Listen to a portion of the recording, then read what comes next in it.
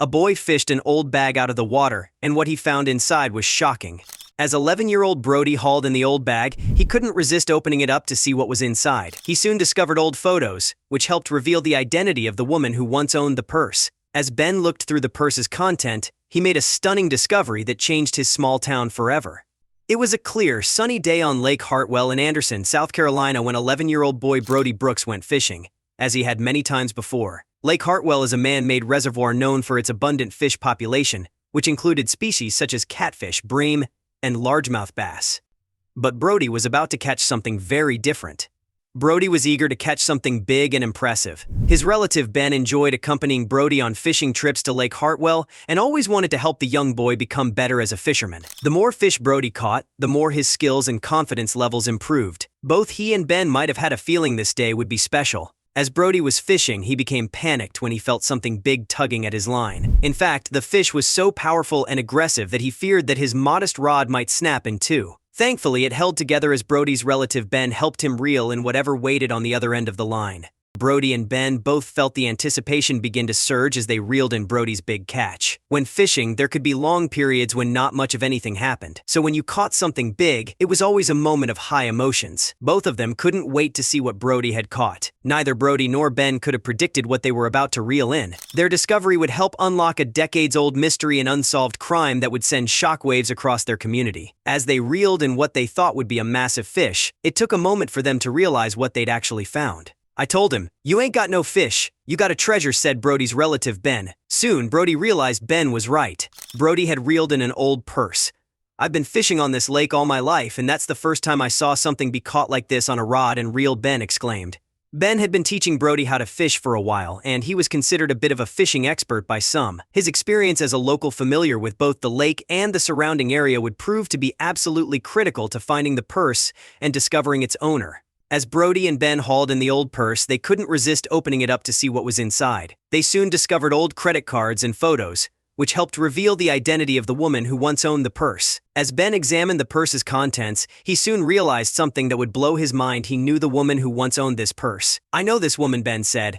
"She's a friend of the family. I went to school with her nephew, but I hadn't seen her in 10 years. Had anyone other than Ben reeled in the purse, it's quite possible the purse might have never made its way back to its original owner. Although Brody was the one who caught the purse, he may not have been able to do it without Ben, and he definitely wouldn't have known who the purse belonged to." "It was pretty wild," Ben said.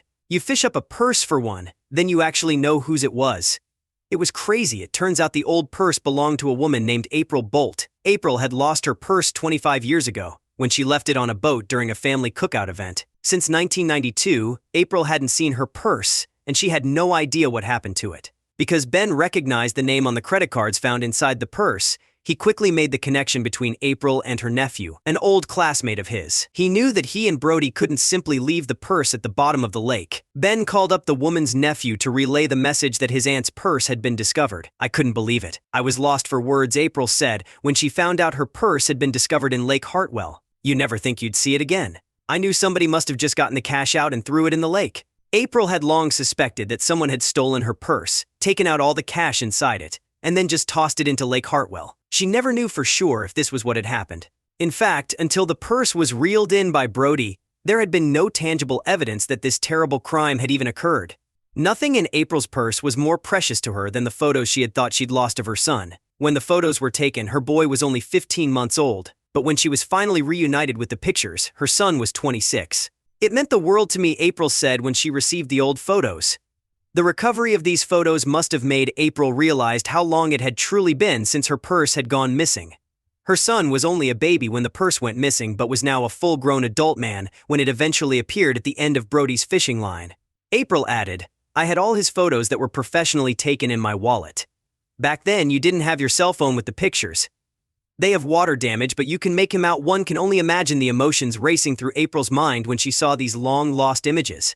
Nothing was more important to April than finding the photos of her young son inside her purse. She had likely forgotten that the pictures even existed, having decided many years ago that they would never be recovered. Despite the surprise of her purse being discovered, nothing could compare to April's devotion to her son. The items inside April's purse were shockingly well preserved, mostly because the purse had been sealed shut for the 2 decades it sat at the bottom of the lake.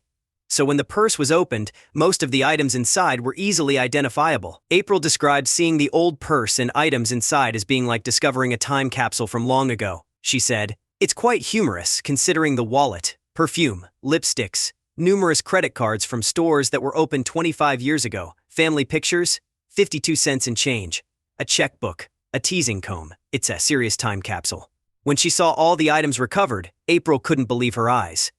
"I remember being upset because my favorite lipstick was in there and the color was discontinued," she said. "I also had this comb with a pick on the end of it. My daughter is a hairdresser and when she saw it she was like, 'You've got to be kidding me.'" April's daughter was shocked not just by the discovery of her mom's purse, but also by the surprisingly good condition of the now very old comb. As a hairdresser, April's daughter knew right away that the comb was from another era, when the fad was for women to have big hair that required a pick to maintain. Despite the many years that had gone by, April still clearly remembered the day she lost her purse. "We were on the boat and my parents had a condo there, and we were grilling burgers, and we parked the boat in the slip," she said.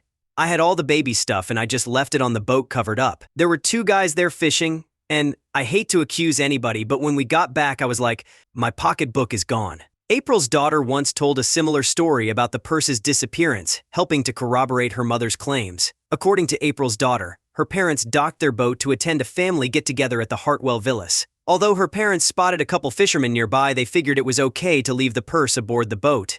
Although reluctant to accuse the 2 men fishing of stealing her purse, April may have long suspected the men had something to do with the purse's disappearance. But with over 2 decades having passed since the crime was committed, April had long since moved past worrying about the crime. But when it happened, she was certainly distraught. When April lost her purse back in the 90s, she was completely devastated. "I was crying," she said. "It wasn't a whole lot of cash, maybe like $60.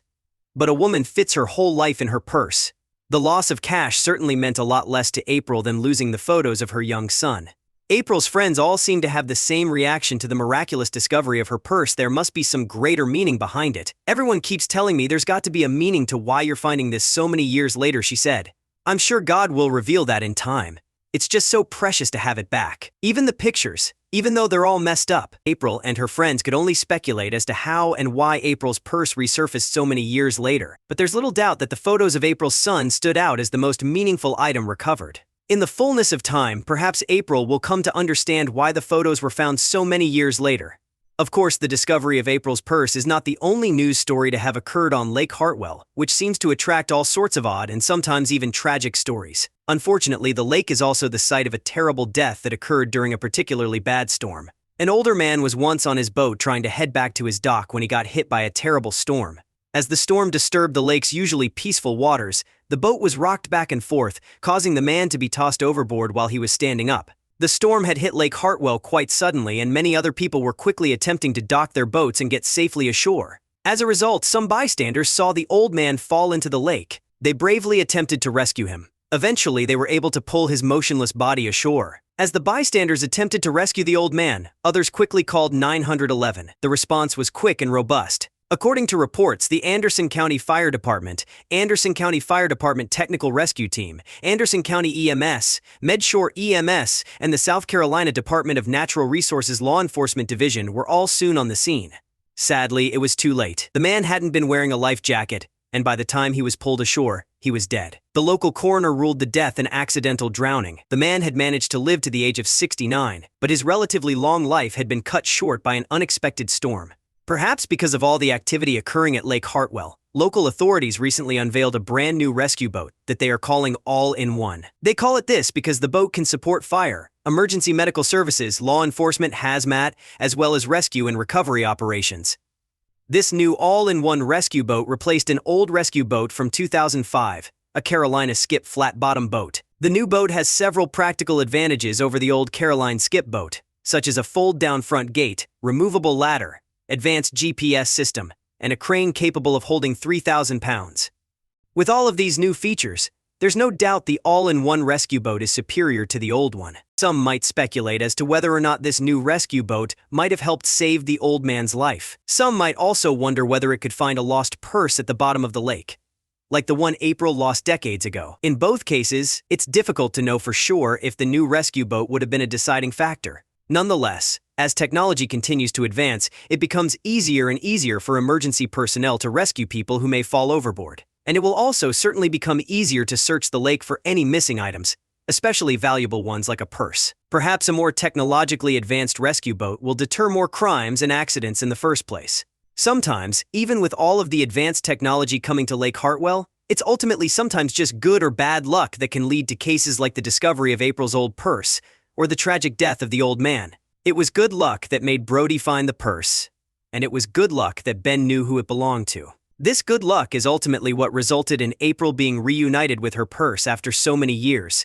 Perhaps in the future it will be easier to do quick searches of the lake to find lost items that might have fallen or been tossed in. But until then, we can only hope for good luck and more able fishermen like Brody.